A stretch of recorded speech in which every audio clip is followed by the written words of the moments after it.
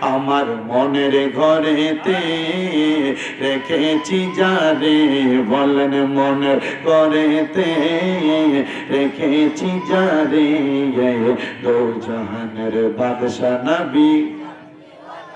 আদি পিতা আদম যখন মুসিবতে পড়ে, মোদের নবীর ওসিলাতে আল্লাহ কবুল করে। সুবহানাল্লাহ বলেন না। আদি পিতা আদম যখন মুসিবতে পড়ে, মোদের নবীর ওসিলাতে আল্লাহ কবুল করে। সাখারাতের বিছানাতে, সাখারাতের বিছানাতে দেখা দিও রে দু জাহানের রে, বলেন দু জাহানের বাদশা নবী। তাহলে আলীপুর এলাকার ভাই বাবারা, আমার নবীর উপরে দুরূদ শরীফ আদায় করলে লাভ আছে না নাই? কেমন লাভ? একটু মনোযোগ দিয়ে বয়ানটা শ্রবণ করার চেষ্টা করবেন।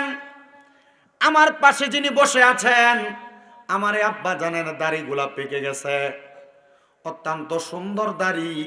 আমার পাশে পাগলা কেন মিয়া বসা। আমি হোমনা এলাকার আশেপাশে যেখানে আসি উনি দৌড়ে চলে যায়। আমরা নবীর পাগল, আমরা নবীর উম্মতের দল। আমরা তো দুনিয়ার জমিনে জন্মগ্রহণ করার পর থেকে ওই নবীর উম্মত দাবি করি, আল্লাহর বান্দা দাবি করি। মনের মধ্যে আকাঙ্ক্ষা, আল্লাহ জীবনে যদি আপনারেও না দেখতে পাই, আপনার হাবিব মুহাম্মাদুর রাসূলুল্লাহ সাল্লাল্লাহু আলাইহি ওয়াসাল্লাম ওই নবীরে যেন মরণের আগে আমরা দেখতে পাই।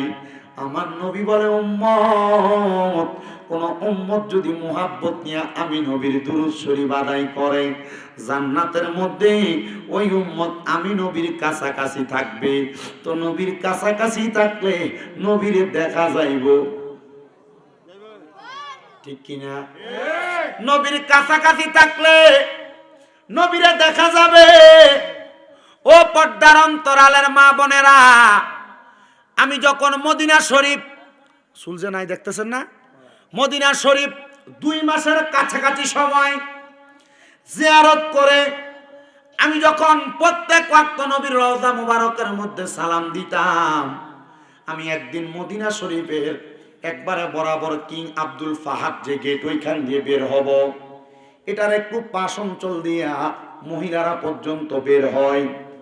আমি দেখলাম ওই জায়গায় সাদা রঙের একটা বোরকা পরা একজন মালয়েশিয়ান মহিলা শুধু শোয়া অবস্থায় পড়ে আছে, তার পাশে অনেক মানুষ ঘুরে দিয়ে দাঁড়িয়ে আছে। শুধু আওয়াজ শোনা যায়, মহিলাটা ওই জায়গায় শুইয়া শুইয়া শুধু ইয়া রাসূলুল্লাহ, ইয়া রাসূলুল্লাহ বলে ডাকে। সৌদি আরবের একজন আলেম এ মহিলার পাশে দাঁড়াইয়া বলতেছে, মনে হয় মহিলাটা রাসূলের রওজা মুবারকের মসজিদে নববীর মধ্যে নামাজ আদায় কইরা এমন আবেগ নিয়ে বসছে, হয়তোবা রাসূলের পাকের দিদার মহিলাটা পায়া গেছে। আমার সঙ্গে আমার একজন ভাই ছিল, মাওলানা কামাল উদ্দিন আনসারী ভাই। উনি আমারে বলতেছে, ভাই দেখছেন না আল্লাহ রাসূলের রওজা মুবারকে আইসা নবীরে সালাম দিলে নবীজির দিদার পাওয়া যায়, এটা একটা সত্য কারামত। ও মুসলমান, একটা কথা মনে রাখবেন, নবীজির দিদার যদি পাইতে চান, উলামায়ে কারাম সহ বড় বড় আলেমরা নিজেরাই বলতেছে, যদি নবীর আশেকরা মুহাব্বত নিয়ে নবীদের উপর দরুদ শরীফ আদায় করে, তাহলে আশেকরা নবীজির দিদার মরণের আগে পাবে।